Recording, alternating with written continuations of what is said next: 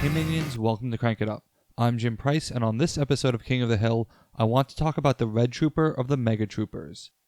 In my Steam Queen video, I mentioned that she was at least in my top 3 least favorite King minions, possibly number 1. Unfortunately, the Red Trooper is a candidate for the same spot, and not just because I feel the Green Trooper should have been in charge. I mean, come on, Tommy over Jason any day. Instead, I believe that the Red Trooper is one of the most unfortunate casualties of the Titans event kit. His ability is a talent to play or move Megabot here. I believe this ability suffers because Megabot simply is not as good as some of the other Titans, particularly for the Mega Troopers. You can only have one Titan in play at a time, and there are some Titans that you will want to have as an engine for the entire game. Megabot isn't one of them, and that's not really the Red Trooper's fault. Still, I have problem with the Red Trooper's ability even if there were no additional Titans. To understand the Red Trooper's value, you have to largely understand Megabot's value. Each faction in Big in Japan has a card that summons their respective Titan into play. For the Tiny Priestesses, it's only power 3 and you get Gorgonzola, which is much better than Megabot in my opinion. Evolution has the option to summon a minion of slightly more power. Even though the Itty Critters have no 3s but a bunch of 2s, it's still nice to have the option for your partner faction. Coordination of the Magical Girls can play an extra minion if you're not using Walking Castle, which is a great consolation prize. Unfortunately, the Mega Trooper's summon is tied to the Red Trooper consuming his entire ability, and Megabot might be the hardest to play, with Rainbow as the only other contender. Megabot is played instead of your regular minion play on a base where you have at least 3 minions.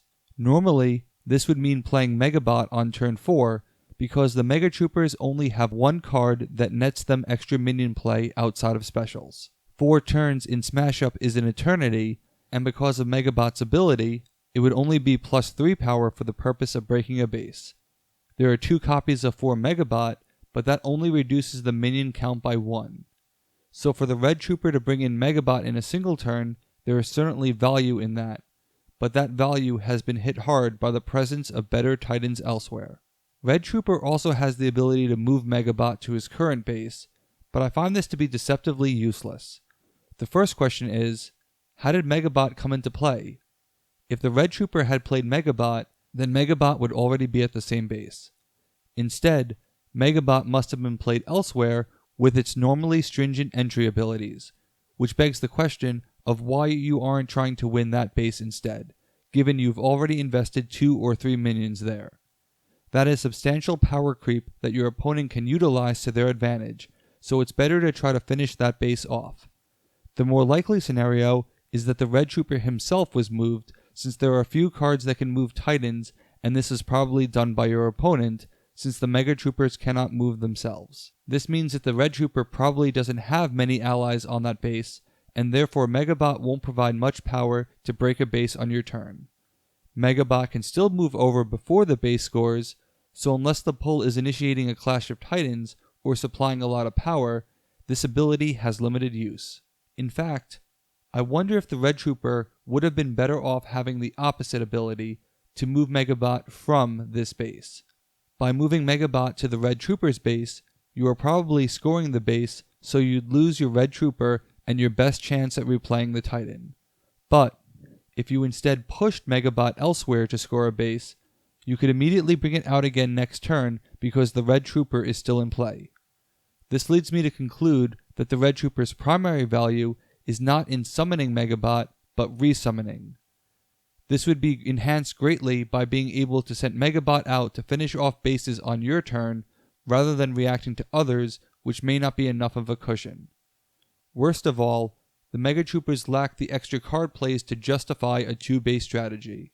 Thus, pulling Megabot from the base where you have lots of minions to focus on the Red Trooper base requires a lot of time and effort that they cannot sustain. Instead, being able to keep the Red Trooper's base low while focusing on the other target would be much more effective, and Megabot would make a great power activation play. If nothing else, it would be easier to create a Clash of Titans if you had more control over Megabot's ultimate destination. But I don't see the ability changing, so we need to consider what other value the pair provides. The Megatroopers have extra incentive to have a Titan in play because of blitzing sword attack, which requires a Titan on the base. The Red Trooper can always keep Megabot on the field, and Megabot can therefore move to a base as it scores, enabling this action to be played. But for it to have maximum effect, you still want a minion there, as Megabot does not supply power on its own and would not grant VP by itself. So the Red Trooper also helps maximize the value of blitzing sword attack. But there's also a problem with Red Trooper. Should he ever fall into enemy control, whether temporarily or permanently, you have the risk of giving Megabot away to your opponent. If you trade for Red Trooper, you would get Red Trooper and Megabot. If you take control of the Red Trooper, but Megabot was not previously in play, you would get control of it, even as the control of the Red Trooper reverts back to its owner. This is a pretty significant weakness of being able to lose your Titan, which combined with also losing a 5-powered minion, is much more severe than losing someone like Tiny Priestesses. So what Titans would I take over Megabot that invalidates the Red Trooper ability? The first on my list is Dagon of the Innsmouth, which is ironic because the locals was supposed to make it easier to bring out Megabot. Instead, the extra minion play of Dagon helps you get your Megatroopers out and perhaps create a 2-base combo with their Beta 6s, who are a great Deep Ones target. The Megatroopers rely on their minions rather than their actions, so the extra minion play would quickly trump the power gain from Megabot. I also think that the Megatroopers would benefit a lot from power counters since their special abilities help win a base, but not necessarily close a base. I think it's certainly plausible that if you're playing with another Titan faction, you would choose to focus on the other Titan, which makes Red Troopers significantly less useful. Finally, I already mentioned in my Kraken video that the Red Trooper does make for a great Titan trade, but only because of the Kraken's unique entry requirements. So there is a way to salvage the Red Trooper's ability, but you have to be precise about it. The Titan's event kit will be out soon, and it will add so much to the game, but there will also be unintended casualties, and I believe Red Trooper is one of them. His ability forces you to rely on Megabot, which may no longer be a guarantee, so be sure to consider this when choosing your partner faction. I still like the faction because of their specials, but Red Trooper doesn't seem as useful as his teammates.